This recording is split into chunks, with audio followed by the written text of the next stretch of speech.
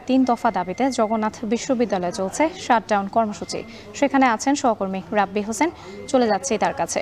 রাব্বি, আপনার কাছে জানতে চাই এই কর্মসূচি কারা কারা পালন করছেন, সেখানকার সবশেষ পরিস্থিতি জানতে চাই। রাত্রি জগন্নাথ বিশ্ববিদ্যালয়ের শিক্ষার্থীরা যে দাবি নিয়ে আজকে শাটডাউন কর্মসূচি পালন করছে সেটি কিন্তু নতুন দাবি নয়। এর আগেও তারা একই দাবিতে বারবার ক্যাম্পাসে তারা অবস্থান নিয়েছেন।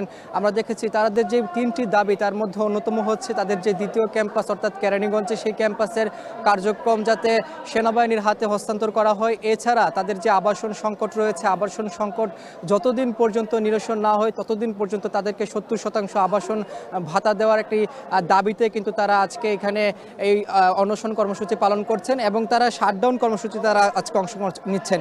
অর্থাৎ তাদের যেই ক্লাস রয়েছে, পরীক্ষা রয়েছে, সবগুলি কিন্তু বন্ধ করে দিয়ে তারা এই অনশন কর্মসূচি পালন করছেন তাদের দাবি নিয়ে। আমরা দেখেছি যে গতকালকেও কিন্তু তারা এখানে অবস্থান কর্মসূচি পালন করেছেন এবং এইখানে এই অনশন কর্মসূচি পালন করতে গিয়ে বেশ কয়েকজন শিক্ষার্থী, অর্থাৎ এখানে তারা বলছেন যে 15 জনের মতো শিক্ষার্থী কিন্তু আহত অবস্থায় অর্থাৎ অসুস্থ হয়ে তারা আসলে হাসপাতালে ভর্তি হয়েছেন। এর আগেও কয়েকজন আসলে ভর্তি হয়েছিলেন হাসপাতালে। তাদের যে মূল দাবি, সেই দাবির সঙ্গে বিশ্ববিদ্যালয়ের কর্তৃপক্ষ যারা রয়েছে তারা কিন্তু এই সমর্থন দিয়েছেন, তারাও তাদের সঙ্গে একাত্মতা পোষণ করেছেন। আমরা দেখছি যে গতকালকে বিশ্ববিদ্যালয়ের যে প্রক্টর তিনিও এখানে তাদের সঙ্গে যুক্ত হয়েছিলেন। বিশ্ববিদ্যালয়ের যে উপাচার্য তিনিও তাদেরকে আসলে আশ্বস্ত করেছেন যে তাদের যেহেতু তাদের যে দাবিগুলো রয়েছে সেই দাবি নিয়ে তারা আসলে মন্ত্রণালয়ে চিঠি পাঠিয়েছেন ইতিমধ্যে। দ্রুত এটি যাতে আসলে এই সমস্যা সংকট যাতে আসলে নিরসন হয় সে বিষয়ে তারা আসলে এই অনশন কর্মসূচি পালন করছেন। এখানে শিক্ষার্থীরা রয়েছেন আশেপাশে এই পুরো ক্যাম্পাসে এখন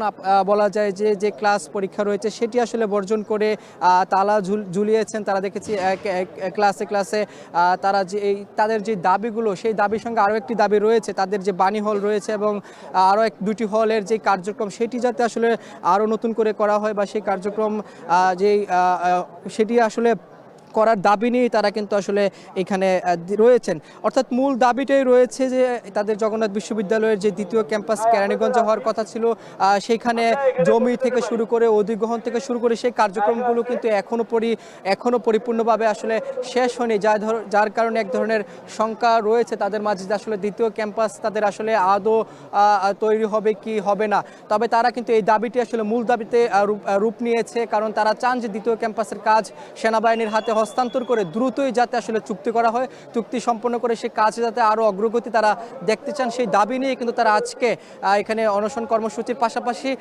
শাটডাউন কর্মসূচি পালন করছেন। এই ছিল আমার কাছে জগন্নাথ বিশ্ববিদ্যালয় থেকে সবশেষ খবর। সেনাবাহিনীর কাছে দ্বিতীয় ক্যাম্পাসের কাজ হস্তান্তর সহ 3 দফা দাবিতে জগন্নাথ বিশ্ববিদ্যালয়ে চলছে শাটডাউন কর্মসূচি। সেখান থেকে যুক্ত ছিলেন রাব্বি হোসেন।